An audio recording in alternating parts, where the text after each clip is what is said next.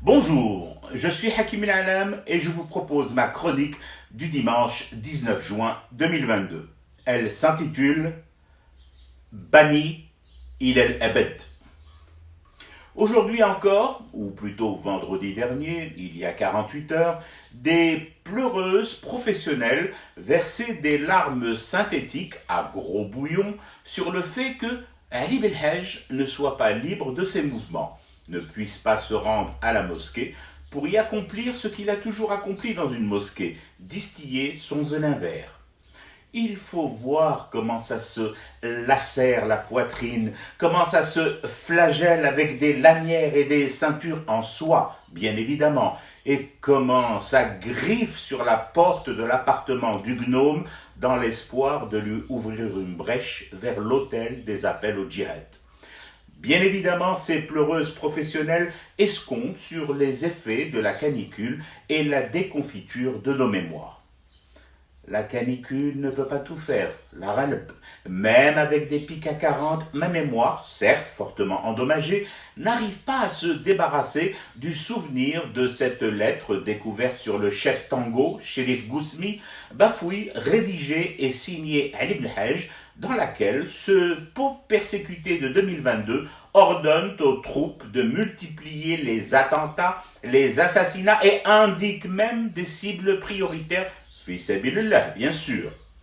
Alors aujourd'hui, entre deux coups de cravache et de ceinture sur leur dos, pourtant sans trace, les adeptes de la secte du gnome vert tiennent à te crachouiller à l'oreille. Mais Lilou a fait son temps de prison, il a purgé sa peine, il a payé sa dette envers la société, voyons, c'est inhumain de lui infliger ce traitement. Oui, il a purgé sa peine. Moi et les millions d'autres de ces victimes directes et collatérales ne l'avons toujours pas purgé, notre peine. Et ce n'est pas faux d'avoir essayé, tout tenté, même d'en finir avec tout. C'est comme si un tribunal permanent tenait séance tous les jours dans nos têtes, présidé par un juge immortel, et que jour après jour, justement, la peine de Ali Belhaj y soit de nouveau prononcée et exécutée. Comme je suis respectueux des lois, surtout celles qui tiennent procès quotidien dans ma tête, cette sentence à l'enfermement ad vitam aeternam est toujours en cours d'exécution. Pour le nombre d'enfants, d'adolescentes et d'adolescents, d'hommes et de femmes, de chibéniettes et de chibénis que le gnome a fait trucider, il ne sortira jamais libre de ma tête. Mon mental, conjugué à celui des millions de ses victimes directes et collatérales, l'enfermera dans son résidu résidentiel, loin des hôtels de la mort qu'il affectionne tant.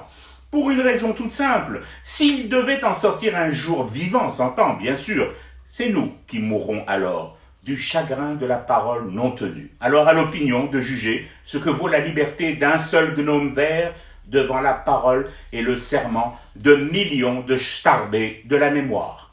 Je fume du thé et je reste éveillé. Le cauchemar continue. C'était Hakim El Alam, je vous retrouve demain pour une autre chronique et une autre façon de dire son amour à l'Algérie.